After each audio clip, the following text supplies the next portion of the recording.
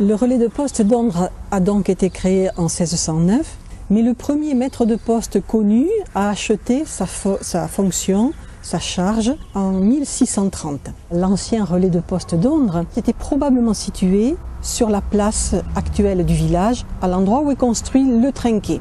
Fin 1799, Jean-Baptiste d'Arigrand, qui était postillon au relais de poste, a racheté la charge à l'ancien maître de poste avec son neveu, le corsaire Jean-Baptiste d'Arigrand, et ils ont acheté également la maison Arsau pour y loger le maître de poste et le relais.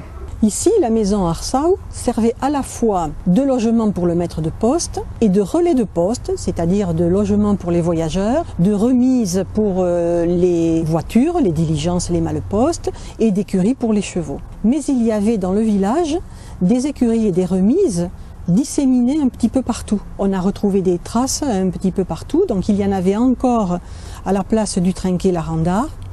Il y en avait certainement le long du chemin de Janin et derrière la mairie.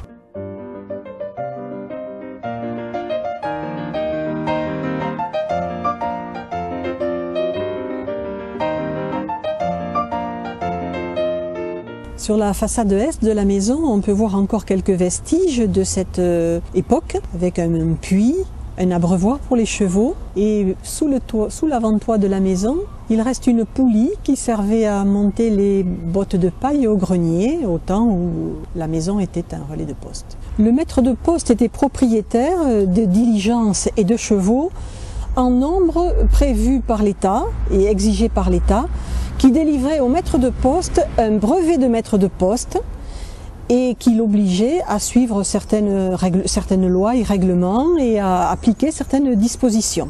En 1809, on demande au relais d'Ondres, ainsi qu'à d'autres relais de la région, d'assurer le rapatriement de l'armée d'Espagne, après le siège de Saragosse, vers le front de l'Est. Et à cette occasion, on a vu passer au relais d'Ondres 910 000 hommes, 75 000 chevaux et 900 pièces d'artillerie. D'ailleurs, le relais n'a pas pu fournir intégralement les moyens d'assurer ce transport. Il a fallu réquisitionner le matériel et les chevaux des paysans des environs pour compléter l'acheminement de ces troupes. La famille d'Arigrand, descendant des maîtres de poste d'Ondres, habite toujours dans la maison Arsau. Elle garde dans les archives familiales un livre de comptes qui récapitule toutes les recettes des locations de voitures aux particuliers. L'année concernée est l'année 1803, qui était l'an 12 dans le calendrier révolutionnaire.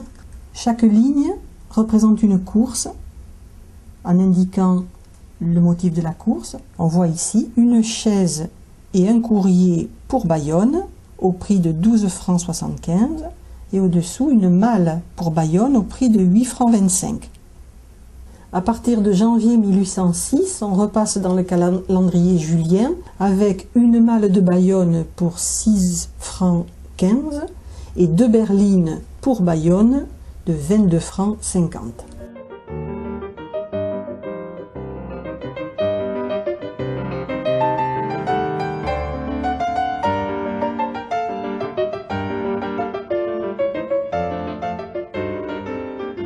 C'est un très beau coffret ancien qui servait à transporter le courrier. On peut voir qu'il est solide, mais aussi ouvragé, avec deux serrures.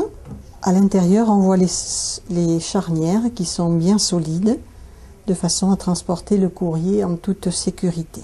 À partir de 1830, l'état des routes s'améliore nettement. La route est empierrée.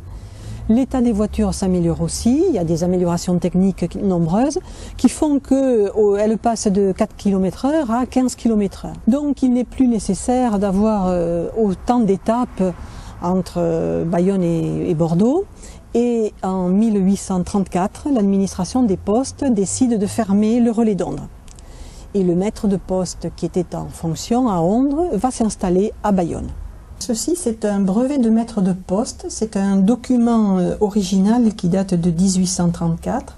Il a été attribué à Jean-Baptiste d'Arigrand quand il a quitté le relais de poste d'Ondres, qui venait de fermer, pour aller au relais de poste de Bayonne. On peut y lire à la charge par lui d'avoir le nombre de postillons, chevaux et équipages prescrits pour le service de ce relais et de se conformer en tout point aux lois et règlements sur le fait des postes à peine de révocation. Ceci est un livret d'inspection qui appartenait à Dominique Darigrand.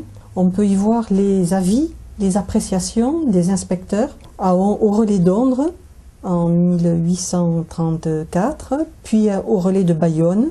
Et on peut voir qu'il était apprécié par les inspecteurs qui faisaient toujours des remarques favorables et qui trouvaient qu'il faisait son travail de façon très satisfaisante.